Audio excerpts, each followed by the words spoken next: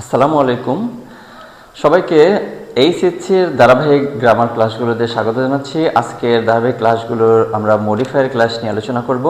আমরা জানি মডিফায়ার কঠিন এবং মিডিয়ামের মাঝামাঝি, এবং এটাকে প্রায় অনেকের কাছে কঠিন মনে হয়। কঠিন মনে হলেও এটি এত বেশি কঠিন না। এই মডিফায়ারের আমি মোট 10টি নিয়ম নিয়ে এখানে আলোচনা করব পর্যায়ক্রমে ধারাবাহিকভাবে। এই 10টি নিয়মের মধ্যে ম্যাক্সিমাম নিয়মগুলোই আমরা যে মডিফায়ারগুলো আমাদের থাকবে সবগুলোই আমরা পারবো ইনশাল্লাহ। এবং বিগত যে ক্লাসগুলো আছে এবং প্র্যাকটিক্যালি যে ক্লাসে করানো হয় সেখানে দেখা যায় যে 10টি রুল যারা পড়ে সেই 10টি রুলের মধ্যেই তারা সবগুলো পারে। এবং মডিফায়ারের টোটাল 17টি রুল আছে। 17টি রুলের মধ্যে 10টি রুল আমরা আলোচনা করব। 10টি রুলের মধ্যে 5 থেকে 6টি রুল খুবই সহজ। এই 5 থেকে 6টি রুল আমরা যদি পড়ি তাহলে সেই ক্ষেত্রেও যারা দুর্বল মনে করি নিজেদের, তারাও কিন্তু অনেক ভালো নাম্বার রাখতে পারবো। আর যারা 10টি রুলে পড়বে তারা কিন্তু এখানে 5-এর মধ্যে 5ই রাখতে পারবে। তাহলে আমরা মডিফায়ারের সবচেয়ে সহজ যে রুলটি, রুল 1 নিয়ে আমরা আলোচনা করতে যাচ্ছি। মডিফায়ারের রুল 1টি হচ্ছে, যদি কোনো ব্রেকেটের মধ্যে লেখা থাকে ইউজ অ্যান ইন্টেন্সিফায়ার যদি ব্যবহার করতে বলে তাহলে সেই ক্ষেত্রে আমরা কি করব। তার আগে যদি আমরা আর একটু দেখে নেই যে এটা হচ্ছে ঢাকা বোর্ড 2024 সালে সর্বশেষ যে মডিফায়ারটা এসেছিল আমাদের, সেই মডিফায়ারের প্রশ্ন। আমরা কিন্তু ABCD এখানে কিন্তু আমরা দেখতে পাচ্ছি প্রত্যেকটি প্রশ্নের এখানে কিন্তু একটি করে ক্লু দেওয়া থাকবে। আমাকে কোন টাইপের শব্দ ব্যবহার করতে হবে, শব্দের ধরনটা কেমন হবে, এই সংক্রান্ত আমাকে কিন্তু একটা তথ্য দেওয়া থাকবে। যে তথ্যটা দেখে আমার সহযোগিতা হবে, আমার বুঝতে সুবিধা হবে যে আমি আসলে কোন ধরনের শব্দ এখন ব্যবহার করব। যেমন এখানে কিন্তু বলেছে প্রিমডিফাই দ্য নাউন। এখন প্রিমডিফাই দ্য নাউন বলতে এইখানে যে শব্দটা রয়েছে এই শব্দটা কি? এই শব্দটা হচ্ছে ফক্স। ফক্স মানে হচ্ছে শিয়াল। শিয়াল সম্পর্কে আমাদের একটা ধারণা দিতে হবে। তাহলে আমরা যদি মডিফায়ারের একটু বেসিক মূল বিষয়টা নিয়ে একটু জানার জন্য চেষ্টা করি তাহলে আমাদের আরেকটু বুঝতে সুবিধা হবে। আমরা তাহলে প্রথমে আমরা যদি একটু দেখে আসার চেষ্টা করি, মডিফাই শব্দটার মানে হচ্ছে বিশেষিত করা, কোনো একটা বিষয়কে স্পষ্ট করা। যেমন আমি যদি বলি যে হি ইজ এ বয়, এটুকু বললাম, বাট এইখানে আমি কিন্তু এইটুকু দেখে আমি কিন্তু স্পষ্ট বুঝতে পারছি না এই বালকটা আসলে কেমন বালক, ভালো বালক না কোন টাইপের বালক, এটা কিন্তু আমি এখন এখানে ক্লিয়ার হতে পারছি না।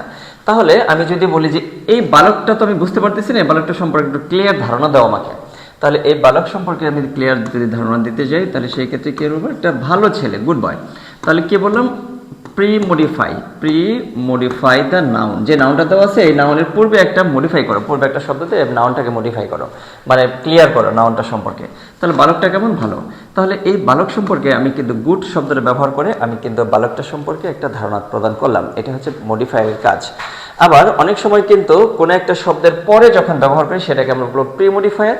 যখন পূর্বে কোনো একটা শব্দের ব্যবহার করবো তখন বলবো আমরা প্রি-মডিফায়ার।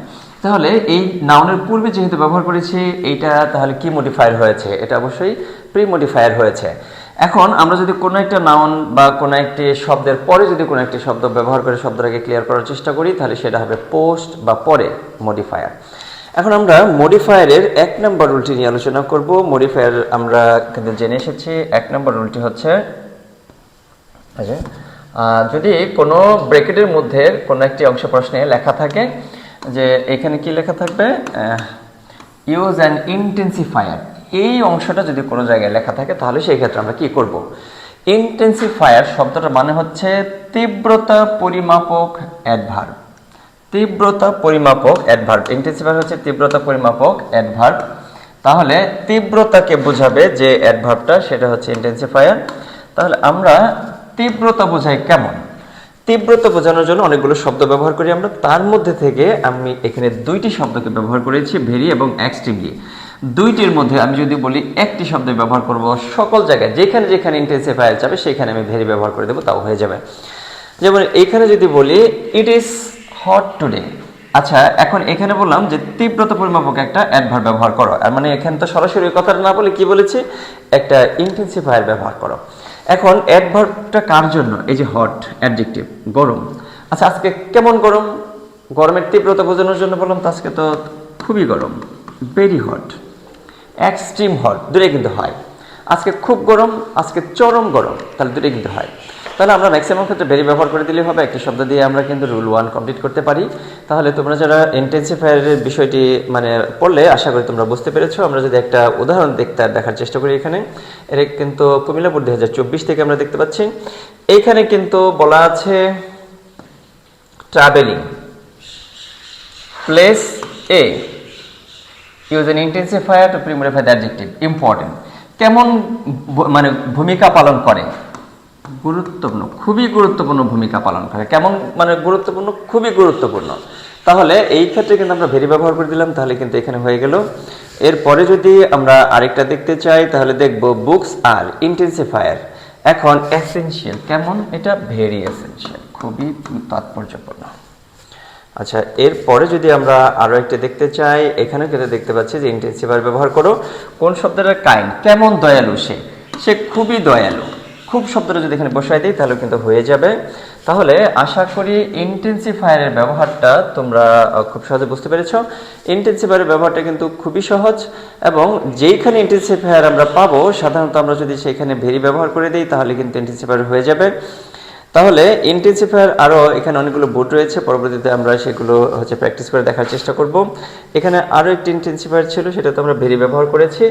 তাহলে আশা করি তোমরা ইন্টেন্সিফায়ারের ব্যবহারটা বুঝতে পেরেছো, এবং ধারাবাহিকভাবে 10টি ক্লাস যদি করো তাহলে মডিফায়ারের সবগুলো নিয়ম তোমরা আশা করি 10টার মধ্যে 10টাই পাবে এবং 5-এর মধ্যে 5 রাখতে পারবে। তাহলে পরবর্তী দ্বিতীয় ক্লাসটি দেখার আমন্ত্রণ জানিয়ে আজকের ক্লাসটি শেষ করছি, এবং সেই সাথে আমি প্রত্যাশা করছি তোমরা longolvideo.com-এর সাথে তোমরা সংযুক্ত থাকবে এবং তোমার যে বন্ধু বান্ধব সবাই আছে সবাইকে এটার সাথে সংযুক্ত করবে। ধন্যবাদ সবাইকে আজকের ক্লাসটি দেখার জন্য।